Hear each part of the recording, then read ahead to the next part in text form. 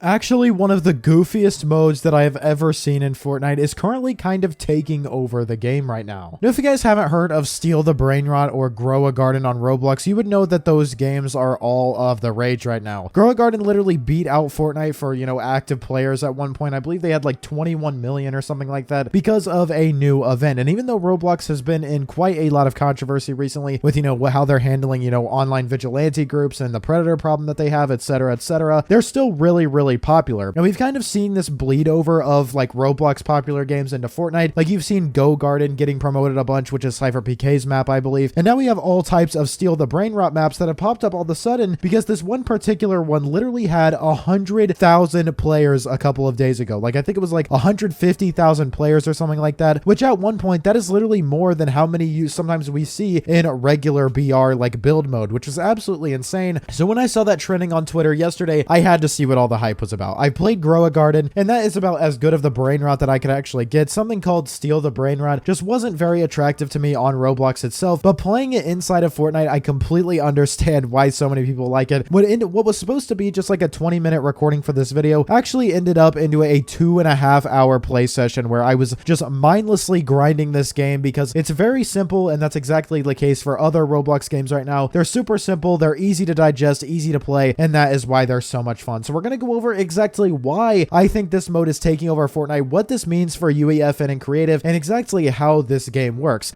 So if you guys don't know, like I said, it's just a regular game that you can find anywhere. One thing that I have found interesting about Fortnite's UEFN, like stuff is the like UI is how it's not very easy to find this game. They do have the stuff that's kind of trending or like popular right now, but this game had 50,000 players and I actually had to like dig for it. I had to dig for it because I had never played it before, never seen it on Fortnite before. I had to look for it. And that is something that is very frustrating with their UI. Like I wanted to play this specific game, didn't know the code or anything, was just looking for it and I couldn't find it. Eventually I did find it. And like I said, I ended up playing it quite a lot actually. When you first join in the game, it may be a bit confusing. If you've never played games like these before, you're really going to have no idea what is going on. It's called Steal the Brainrot, but stealing isn't the only way to get it, but it is how you have the most fun. I actually didn't realize that with the $100 that I had, I would be able to, buy some of the Brainrots, but how much money you would get per second would be really low. That's how it works. Basically, all of these little characters that you can see right here walk along this conveyor belt and they have certain prices. So you can buy them for, anywhere from like $1 to $20 million. And depending on how much they cost, the more money they're going to earn you per second. If you guys have ever played tycoon games, that's kind of how this works. Things kind of like, passively gain you money and you walk over them and collect them. And over time, you can upgrade your base. Instead of upgrading your base directly, you rebirth, which rebirth is basically where you start over from scratch, but you have an easier way to climb up to the top. So you get more money, you have a higher money multiplier. You also can lock your base for longer because like it says, this is called Steal the Brainrot. So one thing you have to look out for is for people trying to steal your stuff. You can walk over to them, you can press Steal the Brainrot. I don't believe you have to pay any money to actually do it. You can just do it to anybody who has their stuff unlocked who just isn't paying attention, and you can steal their stuff and bring it over to your base, and then it's yours and they really can't do anything about it unless they steal it back. Now that is initially how I ended up doing this. I was stupid. I didn't realize that I could actually buy stuff with the $100 that you start out with. So I actually stole a legendary Brainrot that gave me like 1.2k per second, which was actually pretty cool. Something I also like about Steal the Brainrot is that there are abilities. You automatically come with the slap ability, and you'll see for a while I wasn't able to because UEFN controls on controller are sometimes kind of broken and you're really not able to use them for a while unless you mess around with your settings. I had issues with that, but you are able to slap people away, set traps, you're able to get boosts,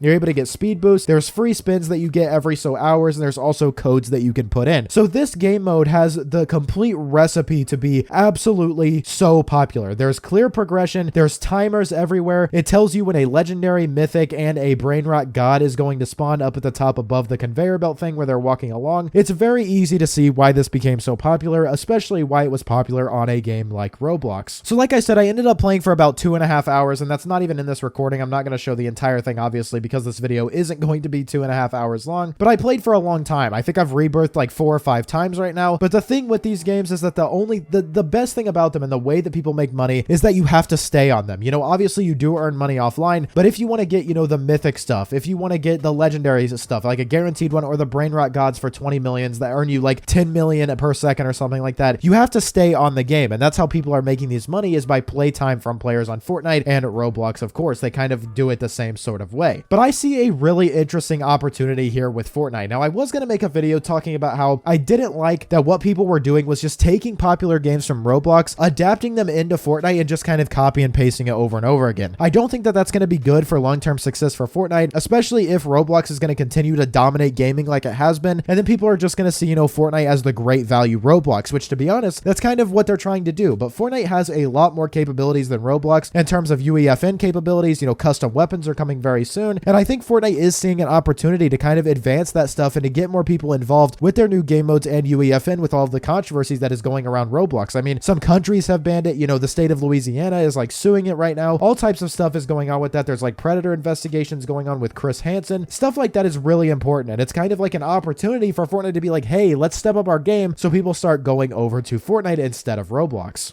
I genuinely think that this could be the beginning of the UEFN glory days right now. Like, genuinely, I think that Fortnite UEFN is going to start more and more progressively getting more popular over time. We've talked a lot about the player counts in Fortnite and how specifically, Battle Royale, Zero Build, Reload, they don't have the player counts that they used to, but literally right now, this game, like when you're looking at this recording right now, when I did it at this time, it had more players than Reload, Zero Build. It had more players than all of Fortnite OG. It had like 20,000 more players than Fortnite OG. And I think what we're seeing right now is the transition from people viewing Fortnite as just a battle royale game into it being more of a sandbox, creator made game, kind of like metaverse platform like Fortnite wants it to be. Genuinely, we are seeing this right in front of our eyes, and I wouldn't be surprised in the next 2 or 3 years if these game modes are getting more players than regular battle royale is. I'm not gonna lie, I genuinely see that happening, because I found myself when I got on Fortnite, I was more apt to play Steal the Brainrot than I was to play, other stuff in Fortnite, which, that could just play into my immaturity. I don't understand how people couldn't like this. It's very simple. It's easy. It's something that you can just chill and play with. You can even go into private modes and just grind it yourself. I think stuff like this is really fun. It's just like a tycoon. Even though it's about brainrot, that is just to appeal to kids. Brainrot is kind of like a hot topic. It's a very easy key term to follow after. But I think Steal the Brainrot having 100,000 players, and even games like 1v1 with every gun, the reason those games are popular, and I made a video on that, by the way, if you guys would like to watch it, but the reason that those games are popular is because they have secrets in them. There's stuff that you can earn. There's stuff you have to wait for. And I understand a lot of people will think that that's, like maliciously keeping people on a terrible game. But Steal the Brainrot, genuinely, I do not think this is a bad game. It's very well made. There's the Ice and Fire event that goes on every once in a while, and it actually gives you stuff that helps you progress in the game. In games when they have timers and it just unlocks like legendary weapons that you could get, in regular Fortnite, they don't do anything special. I do think that is a bit predatory. That is a bit malicious. But in games like 1v1 with every gun, where you're waiting for something or you have to earn something that actually gives you special abilities or is kind of overpowered, like we talked about in my video, I think that's a great way to get people to play. And I think this is a great, the absolute pinnacle point in time. I think people will point to this moment right here as to when people started taking UEFN seriously. I genuinely think so. There's so many clones of Steal the Brainrot, and I don't want to downplay,